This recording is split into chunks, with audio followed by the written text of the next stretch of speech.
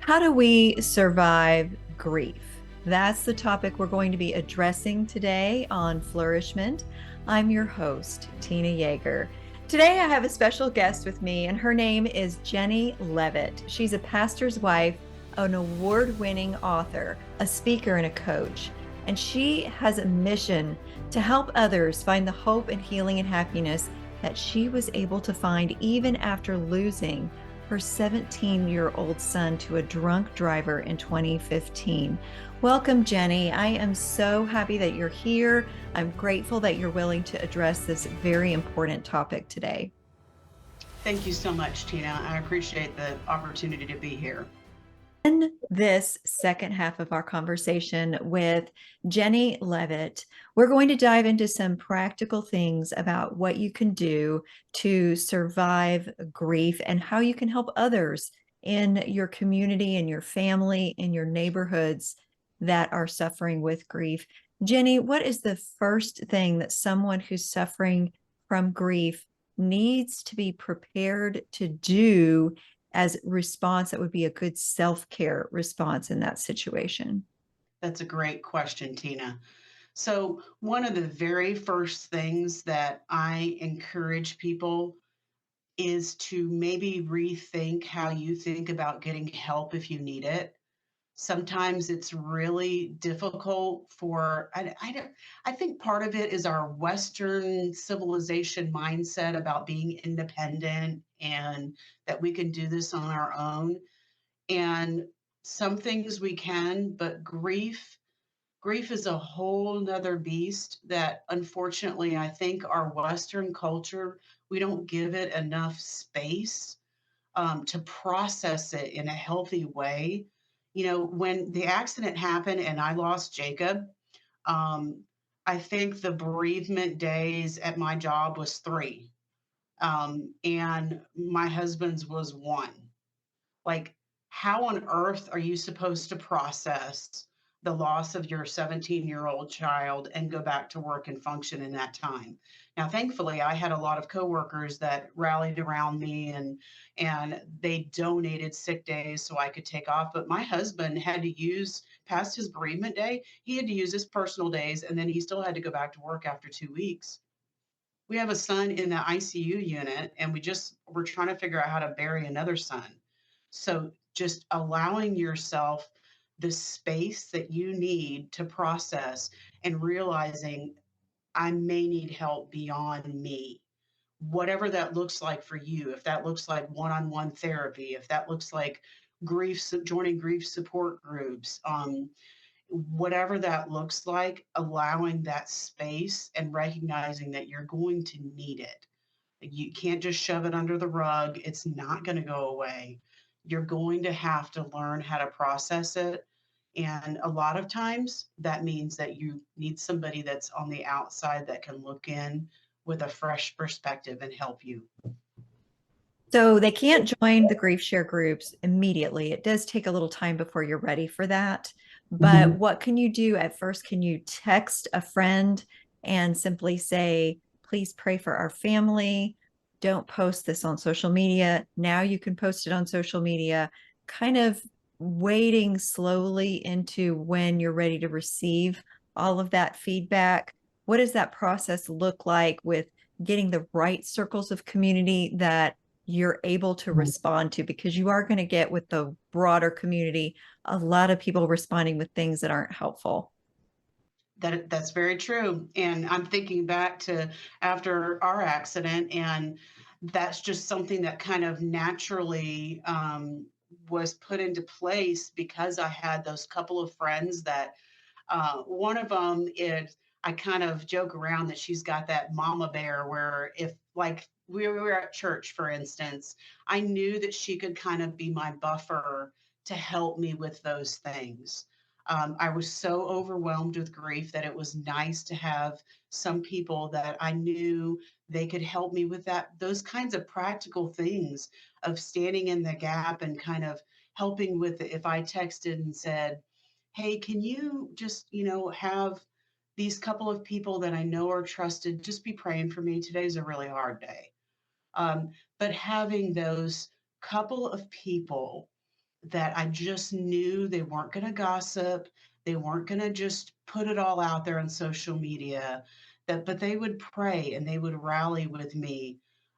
Absolutely. And there were times that even then I would almost vet what I said to them, what I felt comfortable sharing with them, or things that I only felt comfortable sharing with my husband, Myron, and asking him to pray for me. So definitely early on, just be careful, I guess, who you share with and what you share with. And if you don't have anybody, because sometimes that happens, I would encourage you to pray and ask God to lead you to somebody that you can trust initially. Um, so that because we need that connection, we need that community. Um, Whether it's only one person, we still need that. And if the only people you're relying on are the people that are also affected by grief, that gets very complicated.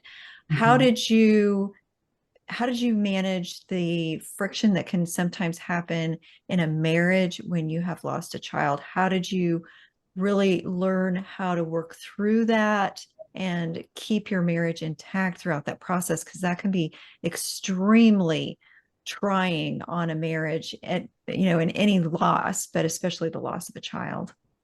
Yes, unfortunately, my since my husband and I had been in ministry so long, we knew the statistics on marriages and the loss of children. As a matter of fact, just 3 months before we lost Jacob, a 7-year-old girl in our church lost the battle to brain cancer, and we had been walking with her parents through that whole process leading up to her death. And my husband was even there when she went to be with Jesus. So, like, we knew from the get go, right after the accident, we actually had a very open conversation. And we knew, my husband knew right off the bat and said, we're going to have to fight. If this marriage is going to survive, we're going to have to fight through the tension and everything that's going to happen. And, we're almost 9 years out, and it's gotten a lot better, but I don't want anybody to feel like it's just been a walk in the park. We really have had to fight through, get help when we had to get help, be willing to just be open with each other. And probably one of the best things that I try to encourage people is to be gracious with each other. I mean, really, this goes with anybody who's grieving, but marriages especially, because men and women grieve differently, personalities grieve differently. How I think he may be feeling is not how he's feeling. Just because I'm feeling that way, I can't project that on him and think that he's feeling that way or understanding that way. But being vulnerable and being willing to say, this is what I'm battling right now, this is what I'm going through. And then when your spouse actually opens up and says that, don't say the first thing that comes to your mind because it's probably judgmental or it could come across judgmental because they're thinking, well, I just shared my whole heart with you. So, just sometimes just listen and be that safe place for your spouse where they know we're in this together. We're going to get through this. God is going to help us, and we're going to do this together. So you have to make that an intentional priority to protect and preserve your marriage, no matter what either of you is feeling in any moment, just making sure you put Jesus in the middle of that and make it a Yes. priority to protect that at all costs. There's a Yep. lot of things that we could get into here on grief, and I really want you to get me just one last main thing that you want to make sure the audience hears about surviving grief. Is that you have to set your will that as a believer, it doesn't matter if I can see God, feel God, hear God at that moment. His promises in scripture are still the same yesterday, today, and forever. He never changes. Our feelings may go up and down, they may be wishy washy. but his promises don't change. So just keep doing the next right thing one step at a time. That's all it takes. And then the next 6 months from now, you'll be able to look back and say, all right, I have gotten better. It may not be the progress I wanted, but I'm getting better one step at a time. Thank you so much, Jenny. That's been really, really helpful. And I know that people have more questions about how to survive grief, and we can't fit that all into 20 minutes, but you do have more resources to offer on your website and in your book. So, can you leave the audience with how to stay connected with you and get a copy of that book? Sure. Again, the best way is to go to my website that has the links to everything that I have out there. And so the book is God Prince Finding Evidence of God in the Shattered Pieces of Life. There are links to purchase that on the website, but it is available everywhere books are sold. The audiobook is also available as well. There's a free study guide on my website. The new edition is the YouTube channel, which the link is on my website as well. On that, so far, Caleb and I talk a lot about common questions that we get, sibling grief, dealing with the aftermath, and how we work through guilt and anger and all those kinds of things. In the future, I hope to have interviews with experts like you, Tina, who can share, from a clinical standpoint, maybe some practical things. There's going to be lots of things. I just really want it to be a good resource for people that need it. So jennyleavitt.com. I hope that all of you listening were inspired and encouraged by this conversation. And I do hope that if you or someone that you know and care about is struggling with grief, that you will go and access the resources that Jenny mentioned here. There are so many things that you will really have need of support for in that process and journey. And remember, it's not the same for anyone. We are just here in this journey together, supporting you where you are uniquely in your grief. And of course, I also hope that you will hit subscribe and come back for the next episode of Flourishment.